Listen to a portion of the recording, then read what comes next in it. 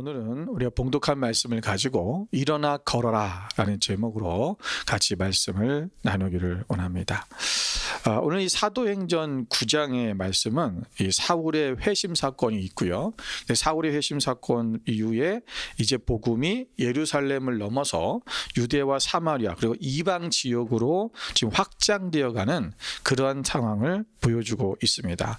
이 가운데 오늘 32절부터 우리 뒤에 나오는 이제 9장의 끝에 43장까지의 내용은 베드로의 사역에 대한, 베드로가 이방 민족들에게 사역했던 이방 민족, 이방의 그 땅에 가서 사역했던 것들을 이제 나타내주고 있습니다. 그래서 이 9장 안에서 베드로 사도의 두 가지 이적이 나타나고 있는데, 첫 번째 이적은 바로 루다에서 8년 동안 중풍병을 앓았던 사람을 그 애니아라는 사람이죠. 애니아라는 사람을 예수 그리스도의 이름으로 고친 사건이고, 두 번째 사건은 욥바에서 이미 죽은 여제자 도르가라고 하는 그 여제자를 다시 살리는 기적을 기록하고 있습니다. 이 두 가지 이적은 단순한 병 고침이나 어떤 죽은 자를 살렸다고 하는 그것이 아니라, 복음이 이제 유대 지역을 떠나서 넘어서서 이제 이방 민족에게, 이방인들에게 이제 흘러가 확장되고 있다라고 하는 것을 보여주는 점에서 굉장히 중요한 시점을 말하고 있는. 그래서 이 사울의 회심을 통해서 이방의 복음이 증거되는 시작이 되었고, 또 베드로 또한 사도바뿐만 아니라 이 베드로도 또 이방의 민족들에게 이방 사람들에게 복음을 전했다라는 것을 이야기하는. 그래서 복음이 이제는 유대인들에게만 한해져 있는 그런 것이 아니라 이방의 모든 사람들에게 복음이 흘러가고 있다라고 하는 사건을 말씀해주고 있는 것입니다. 그래서 오늘 우리가 예수 그리스도의 이름의 능력이 여전히 우리가 살아서 역사한다는 증거를 말하고 있고, 하나님의 은혜가 유대인들을 넘어 모든 민족에게 임하고 있다고 하는 이 복음의 선언이기 때문에 이 말씀이 굉장히 중요합니다. 오늘 우리는 이 본문의 말씀을 통해서 오늘 주님께서는, 오늘 하나님께서는 우리에게 어떤 말씀을 하고 싶으신 건가?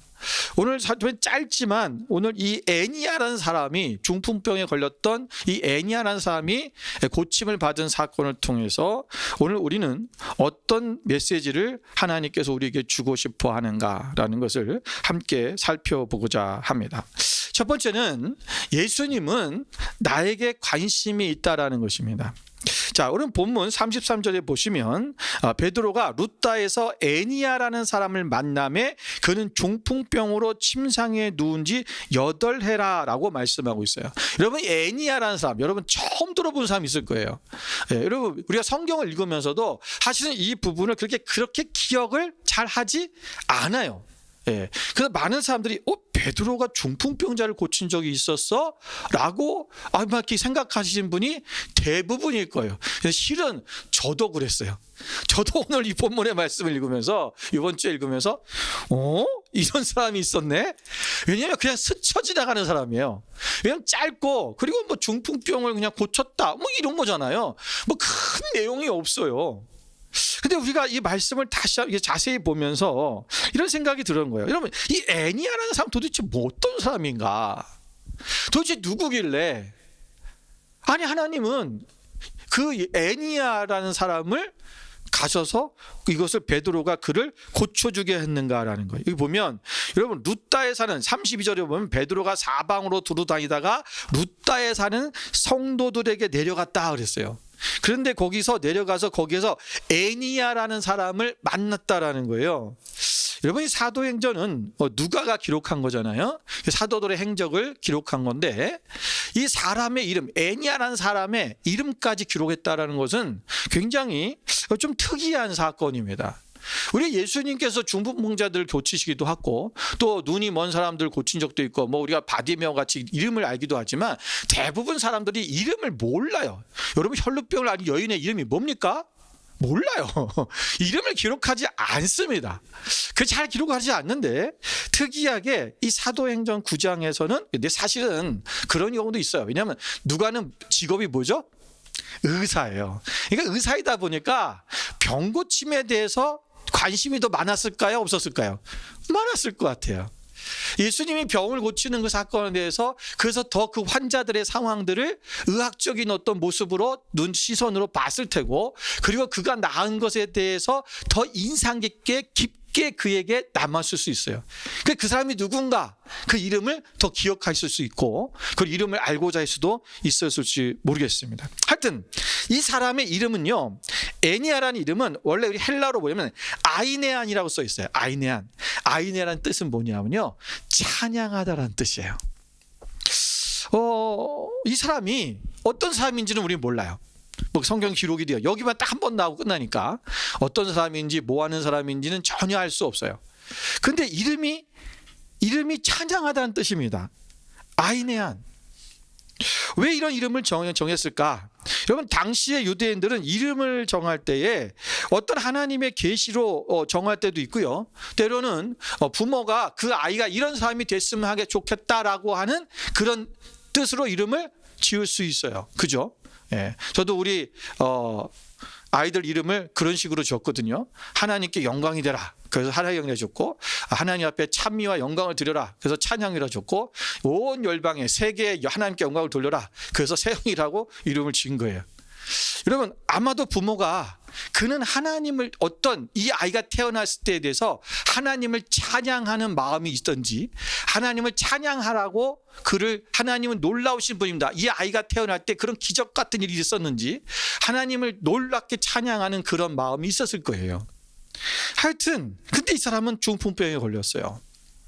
여러분, 이것은 이 아나니아라는 말은, 이 이름은 헬라에서는 좀 흔한 이름이에요. 흔한 남자 이름, 남자입니다. 꼭 여자 이름 같잖아요. 남자예요.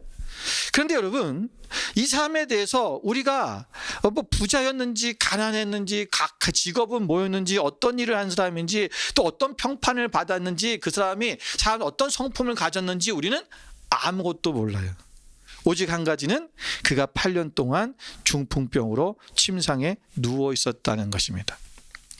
여러분, 이것은 에니아가 그 세상적으로는 그렇게 중요하게 여겨지지 않았던 인물이었다는 것이죠.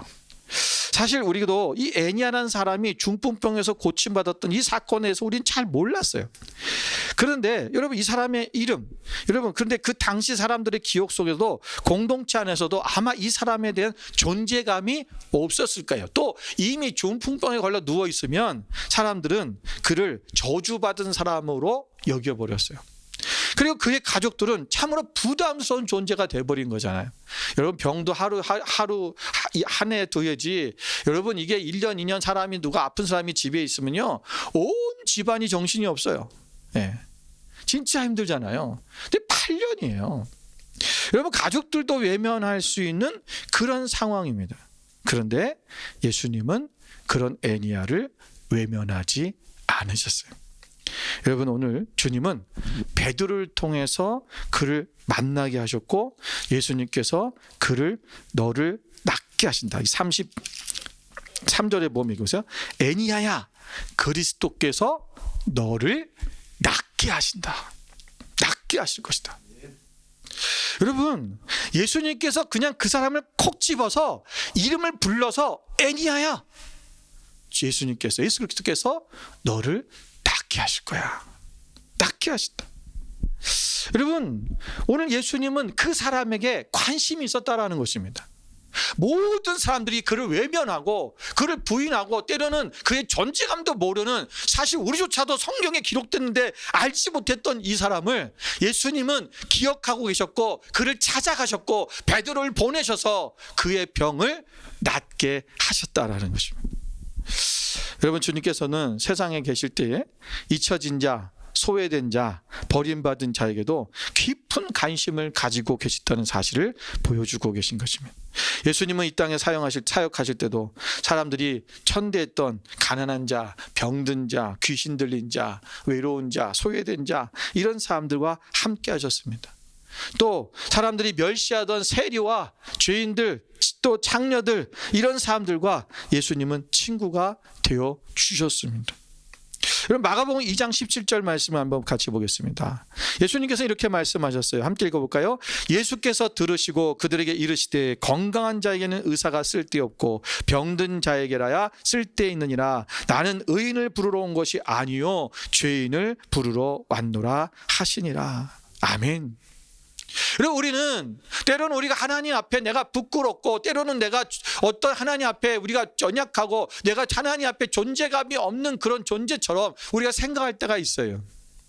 하나님이 정말 나를 찾아오실까? 하나님이 나를 만나 주실까? 때로는 하나님 나를 기억하고 계실까? 하나님은 나를 관심이 없는 것처럼 생각할 때가 너무나 많고 우리는 그래서 우리의 자존감이 떨어져서 우리는 믿음의 삶조차도 우리가 하나님 앞에서 온전히 나가지 못하는 그런 좌절하고 낙심하는 그런 신앙생활을 하고 있는 사람들이 참으로 많습니다. 여러분 그러나 예수님께서는 누가복음 6장 20절에도 이렇게 선언하고 계십니다. 예수께서 눈을 들어 제자들을 보시고 이르시되 너희 가난한 자는 복이 있나니 하나님의 나라가 너희 것입니다. 여러분 우리가 가난한 자는 복이 있다. 그런 자에게 뭐야? 하나님 나라가 너희 것이다. 오늘 우리는 하나님 앞에서 오늘날도 주님께서 우리를 바라보시는 그 시선을 우리는 기억해야 됩니다. 세상은 외모를 보고 신분을 보고 배경을 보고 또 때로는 어떤 사람의 그런 스펙을 보지만 그러나 주님은 우리의 중심을 보시고 그 누구보다도 연약한 자에게 관심을 가지신다라는 거예요. 사무엘이 여러분 이새의 집에 가서 다음에 세울 왕에게 기름 부으러 갔을 때 여러분 사무엘은 처음에 엘리압을 보고 어떻게 생각했어요? 와, 하나님이 정말 세우실 만한 왕감이다. 아마 이 사울을 처음 만났을 때 그 느낌이었던 것 같아요. 덩치도 좋고 그리고 싸움도 잘할 것 같고 멋있게 생긴 정말 남성적인 그런 모습을 갖고 있었던 엘리압. 그런데 하나님은 아니다라고 말씀하셨어요. 그리고 지금 양치고 있는 그 소년 다윗이 왔을 때 하나님께서 그에게 기름을 부으라고 하셨죠. 사무엘 입장에서 봤을 때 오죽하면 사무엘이었어요. 야, 하나님은 우리 인간은 외모를 보지만 하나님은 중심을 보시는구나. 사무엘이 그래요. 여러분 그 말에는 되게 그 숨어있는 뜻이 있잖아요. 뭐가 있어요? 다윗은 못생겼다. 외모가 별로 아니라는 거죠. 엘리압은 굉장히 잘생기고 멋있고, 누가 봐도 사무엘이 봐도 와 왕감이야 이랬는데 다윗은 그렇지 않았다는 얘기예요. 하나님은 중심을 보시는 분입니다. 여러분 우리는 혹시 스스로가 나는 중요하지 않은 사람이야 그렇게 느끼는 분이 계십니까? 누구에게도 기대지 못하고 나 하나쯤은 없어도 되는 존재처럼 여겨질 때도 우리가 가끔 있습니다. 그러나 여러분 기억하십시오. 예수님은 나에게 관심이 있으시다. 오늘 이 애니아를 누가 이 사람이 이런 생각을 어떻게 감히 예수님께서 또는 하나님께서 나를 생각하셔서 나의 병을 고쳐주러 이 베드로 사도를 나에게 보내실 거라는 상상이나 했겠습니까? 오늘 예수님은 여러분 나에게 사람들은 몰라주고 세상이 못 알아줘도 하나님은 나를 귀하게 여기시고 사랑하신다는 거예요. 여러분 시편 68편 5절 6절 같이 한번 읽어보겠습니다. 그의 거룩한 처소에 계신 하나님은 고아의 아버지시며 과부의 재판장이시라. 하나님이 고독한 자들은 가족과 함께 살게 하시며 갇힌 자들은 이끌어내사 형통하게 하시느니라. 오직 거역하는 자들의 거처는 메마른 땅이로다. 아멘. 여러분 하나님은 고아의 아버지시다. 여러분 고아에게 가장 필요한 건 뭐예요? 아버지예요. 여러분 과부에게는 재판장이 되어주신다. 그러면 과부들의 억울한 사정을 알아주신다라는 거예요. 여러분 우리가 하나님은 고독한 자들은 가족과 함께 살게 하신 이 말은 뭐냐면 여러분 하나님께서 그의 가족이 되어주게 하신다는 거예요. 오늘 우리가 외롭고 때로는 우리가 혼자고 때로는 우리가 가진 것도 없고 때로는 우리가 아무것도 없다 할지라도 하나님이 나와 함께 하시는 그 삶 하나님께서 우리를 도와주시고 이끌어 주시고 우리에 찾아오셔서 오늘도 우리를 바라보시고 우리를 존귀하게 여기시는 그 하나님이 우리를 인도하신다는 사실을 우리는 잊어서는 안 됩니다. 여러분, 하나님께서는 반드시 우리를 오늘 이 애니야처럼 우리를 보고 계시고 우리의 한 사람 한 사람 이름을 다 알고 계세요. 그리고 아무개야, 내가 너를 낫게 할 것이다. 오늘 하나님께서는 우리의 연약한 부분들을 다 알고 계시기에 우리가 그분 앞에 나를 드리고 내가 그분만을 기대하고 주님 앞에 나간다면 오늘 반드시 우리 안에는 하나님의 주님의 관심과 사랑과 회복이 우리 가운데 있어지게 될 것입니다. 오늘 예수 그리스도께서 너를 낫게 하신다. 이 주님의 사랑이 주님의 회복의 시작입니다. 이것을 알 때 우리는 다시 일어나 걸을 수 있는 사람이 될 수 있는 것입니다. 두 번째는 오늘 이전의 삶을 우리가 이것을 이제 알았다면 이전의 삶을 정리해야 됩니다. 자, 34절에 보니까 베드로가 이런 얘기를 해요. 네가 너를 낫게 할 것이다. 낫게 하시니 그랬잖아요. 그리고 일어나 내 자리를 정돈하라 그랬어요. 일어나 내 자리를 정돈하라. 여러분, 여기서 두 가지의 명령에 주목할 필요가 있는데 첫 번째 명령은 뭐라면 일어나라는 거죠. 일어나라는 것이고 두 번째는 뭐예요? 내 자리를 정돈하라. 두 가지의 명령을 하셨어요. 자, 첫 번째 정령 이거 일어나라는 거 뭐예요? 우리의 육체적 치유와 회복을 얘기하는 거예요. 오늘 중풍병자잖아요. 중풍병자는 누워서 살아요. 예, 일어날 수가 없어요. 그런데 그가 일어난다는 것은 뭐예요? 육신의 질병이 고침을 받았다는 거예요. 근데 내 자리를 정돈하라 이 말은 뭐냐면요, 그가 8년 동안 중풍병으로 누워있던 자리, 그냥 그 어떤 자리를 정돈하고 그냥 그 내가 누웠던 어떤 그 자리, 어떤 이부자리 또는 그 천을 정리하라는 얘기가 아니라 그 안에 누워있으면서 있었던 고통과 절망과 무력함과 외로움의 그 마음, 그 상징된 그 자리를 너희가 정리해라. 우리가 더럽혀지고 어지러워졌으며 기억조차 지우고 싶었던 과거의 자리, 오늘 그 자리를 오늘 정돈하라. 이제는 너는 깨끗하게 되었다. 너는 이제 과거에 머물러는 것이 아니라 이제 내가 과거에 잡았다. 우리는 그래요. 우리는 과거에 어려움이 있고 힘든 일이 있었어요. 근데 그것을 내가 나았음에도 불구하고 어떤 사람은 계속 그것에 대한 아픔, 상처를 부여잡고 살아가요. 그러니까 내가 나았음에도 불구하고 새로워졌는데도 불구하고 아직도 과거의 상처 속에 계속 묶여서 내가 그것 때문에 무너지는 사람들이 너무나 많다라는 것입니다.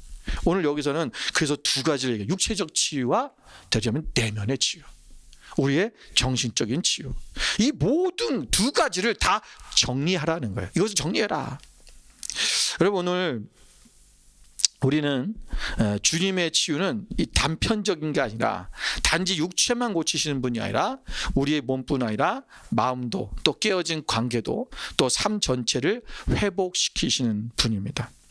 여러분, 세상의 치유는 언제나 제한적이죠. 하나를 고치면 하나가 무너집니다.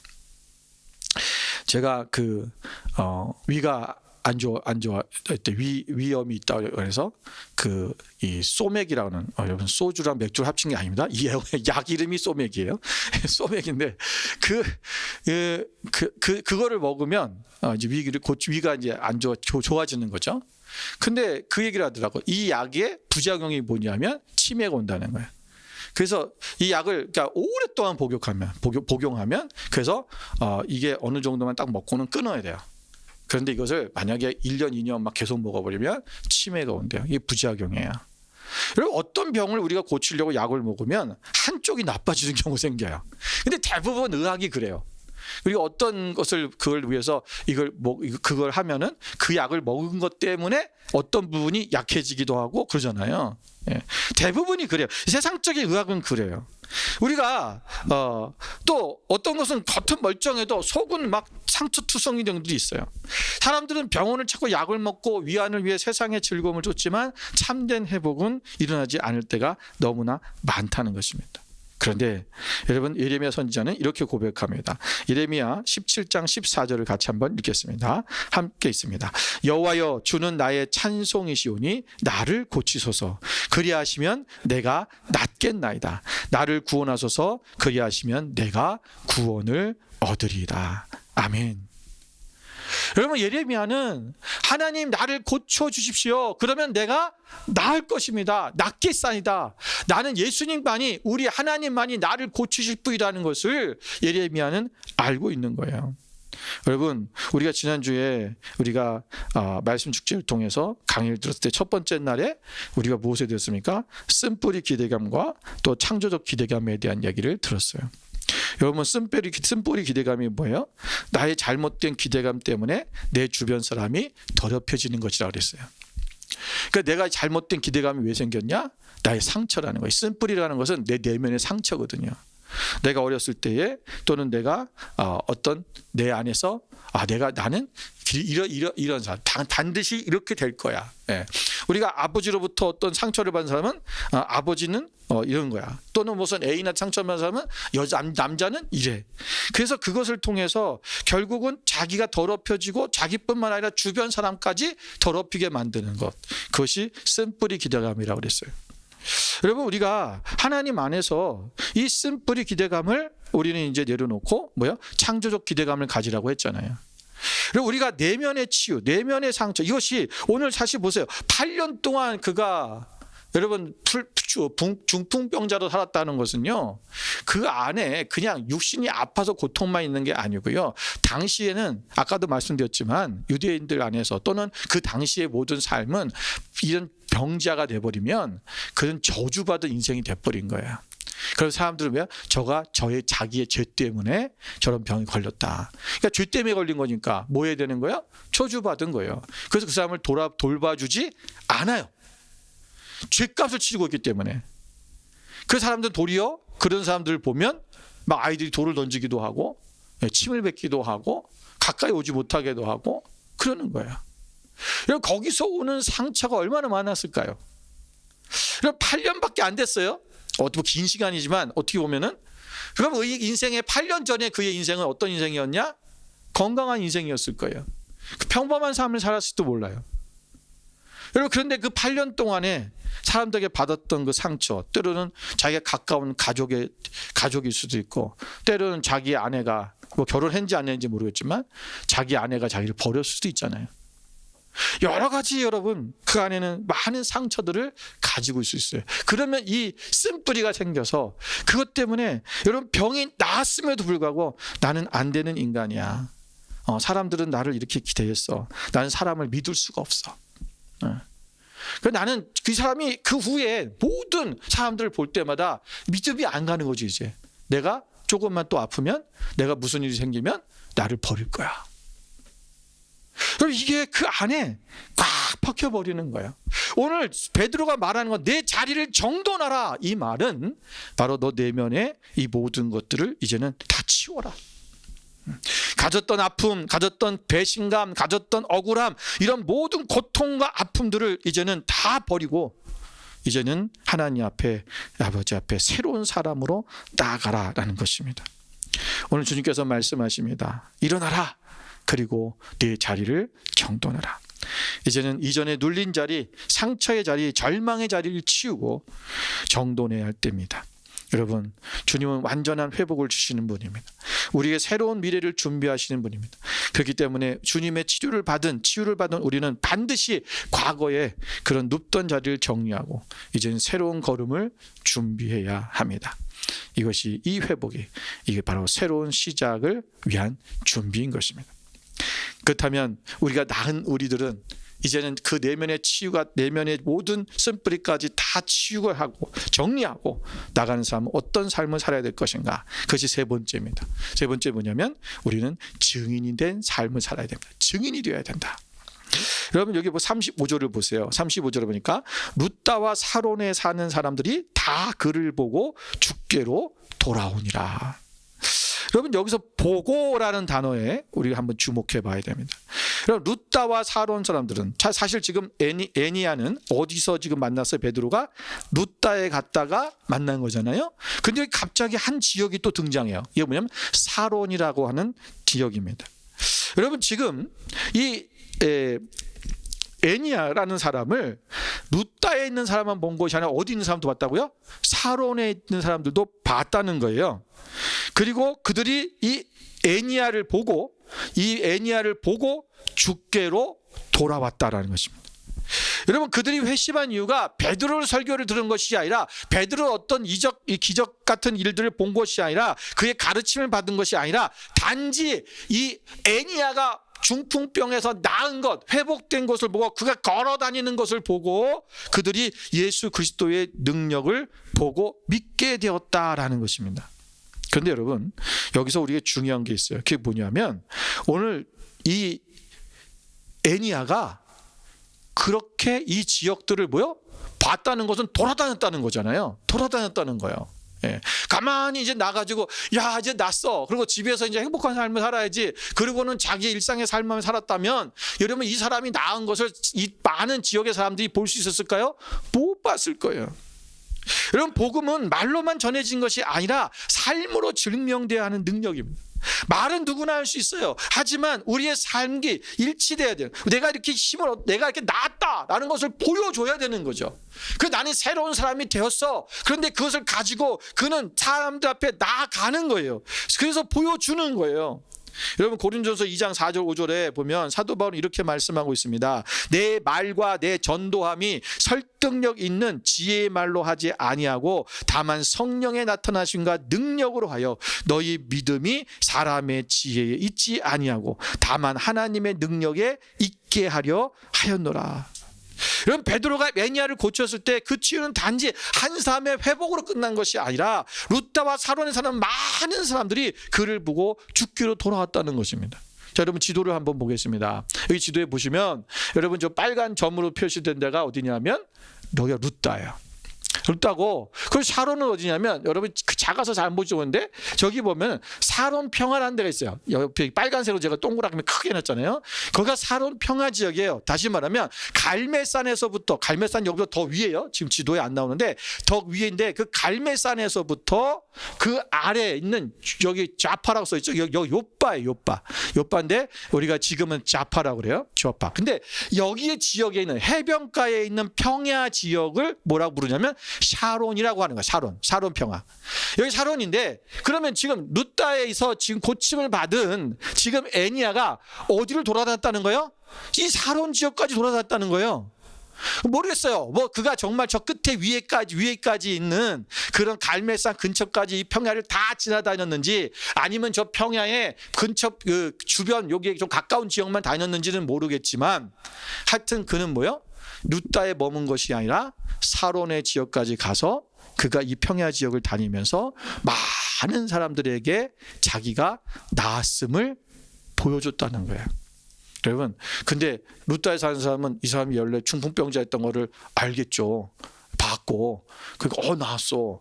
그 사론 사람들은 봤을까요? 못 봤을 거예요. 그럼 어떻게 그들이 보았다는 거예요? 그가 증명했다는 거예요. 나는 원래 중풍병자였습니다. 8년 동안 중풍병 걸렸는데 베드로 사도가 와서 나를 이렇게 고쳐줬습니다. 내가 건강하게 다니고 있습니다. 그가 다시 말하면 그가 받은 은혜를, 그가 받은 그 치유를 그는 자기만 가지고 있는 것이 아니라 그 주변에 있는 많은 이방인들 살고 있던 그 많은 해안의 지역에 다니면서 그가 복음을 증거했다라는 거죠. 다시 말하면 복음을 증거하는 전도자의 역할, 전도자의 삶을 살았다는 것입니다. 오늘 이방 지역 한가운데서 애니야의 변화는 하나님의 능력이 이방에도 임한다는 증거가 되었습니다. 이는 곧 이방 선교의 물꼬를 트는 계기도 되었습니다. 다시 말하면 애니야는 병고침을 받고 나서 가만히 있었던 것이 아니라 사론 지역을 다니면 자기가 어떻게 병고침을 받았는지 예수 그리스도의 증인된 삶을 살았다는 것입니다. 애니야는 단지 병든 자가 아닙니다. 이제 그는 하나님의 능력을 삶으로 증언하는 살아있는 증인이 된 것입니다. 우리 모두도 하나님이 회복시키신 사람들입니다. 이제 우리도 주님을 만난 증거를 말로만이 아니라 우리가 삶으로 보여줘야 됩니다. 우리의 변화된 모습, 또 회복된 관계, 달라진 가치관, 또 주님을 향한 순종의 그 걸음이 곧 복음의 통로가 되어야 합니다. 우리 각자의 삶이 하나님의 능력을 증언하는 그러한 삶이 있는, 그 살아있는 설교가 되는 것입니다. 말보다 더 강한 복음은 바로 변화된 나의 삶입니다. 제자들이 그랬던 것처럼 여러분, 초대교회 모든 제자들, 그들의 삶이 바뀌어버렸어요. 오늘 우리가 애니야의 회복이 그의 개인적인 기쁨을 넘어서 많은 이들이 주님께로 돌아오는 도구로 사용되었던 것처럼 우리도 회복의 은혜를 받았다면 그 은혜를 흘려보내는 삶을 살아야 할 것입니다. 우리의 회복은 우리의 간증이 되고 그 간증은 다른 이들을 주님께로 인도하는 통로가 되어야 합니다. 오늘 주님 우리에게 말씀하십니다.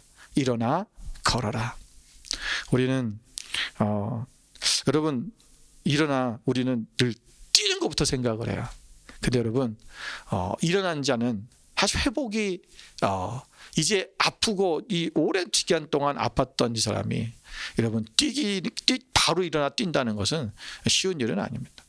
먼저 걸어야 됩니다. 걸어야 뛸 수 있습니다.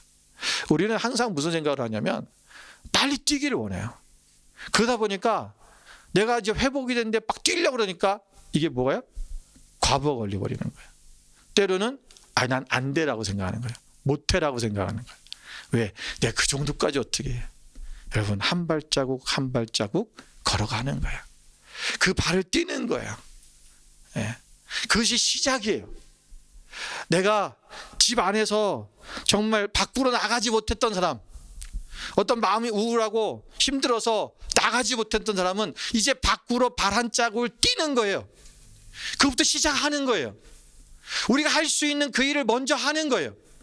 하다 보면 우리가 뛸 수도 있고 심지어는 날아갈 수도 있어요. 하나님께서 우리 가운데 그렇게 행하실 것입니다. 우리가 혹시 과거의 실패와 또는 질병과 상처에서 있었다면 그것을 벗어나 이제는 새로운 삶을 시작하라는 하나님의 명령입니다. 그리고 그 회복은 단지 나만을 위한 것이 아니라 나를 통해 다른 이들에게 복음을 전하는 하나님의 명령이고 하나님의 역사입니다. 혹시 우리 중에 영적으로 눌려있고 오랫동안 무너져 있던 분이 있다면 오늘 이 말씀을 마음에 새기시길 바랍니다. 예수 그리스도께서 너를 낫게 하신다. 이제는 일어나 걸어가야 시간입니다.